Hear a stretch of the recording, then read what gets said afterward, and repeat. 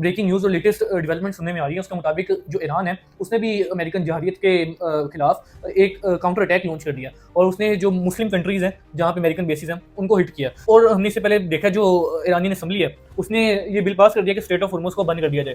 तो वाजी साहब आप इससे बताएं कि इससे क्या वो मुझे तो काफ़ी बड़ा इम्पैक्ट क्रिएट होता नजर आ रहा है, आप बताएं। देखिए, ये जो इवेंट्स है ना, ये वन बाय वन होंगे। ये अभी ऐसे नहीं होगा कि एक ही दफ़ा में स्टेट ऑफ हॉर्मुज़ भी बंद है, बाबुल मंदब भी बंद है और फिर उसके बाद तमाम के तमाम जहाँ जहाँ बेसिस हैं उनको भी टारगेट करेंगे।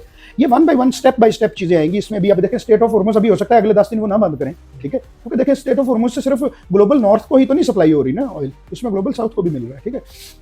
हो सकता है कि अभी वो उसको बंद ना करें, एक महीना और बंद ना करें, या हो सकता है अभी अगले 2-3 दिन में ही बंद कर दें।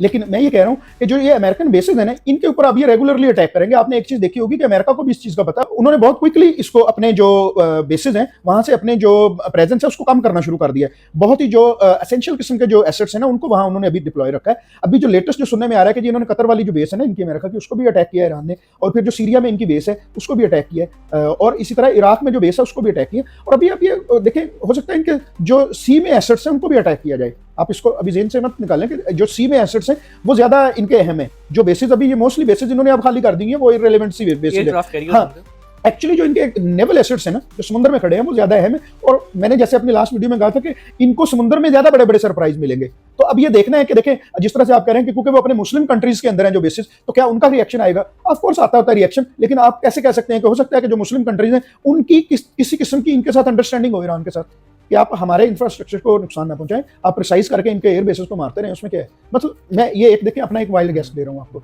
लेकिन ये हो भी सकता है कि देखें अगर कतर की प्रेमिसेस में आप किसी भी बेस को अटैक करते हैं तो ऑफकोर्स कतर की सोवरेनिटी तो ब्रीच होती है ना। इसी तरह सीरिया की है, इसी तरह इराक की है। लेकिन क्या जब इन बाकी मुल्कों के ऊपर से जो मिसाइल्स या जो इनके एयर एसेट्स हैं जब वो उड़ के आके असफान के ऊपर या तेहरान के ऊपर बमबारी करते हैं तो वो भी तो मुसलमान मुल्कों से, इन्हीं मुल्कों के ऊपर से ही उड़ के आ रहे होते हैं ना, तो क्या उस वक्त इनकी सोवरेनिटी ब्रीच नहीं करती?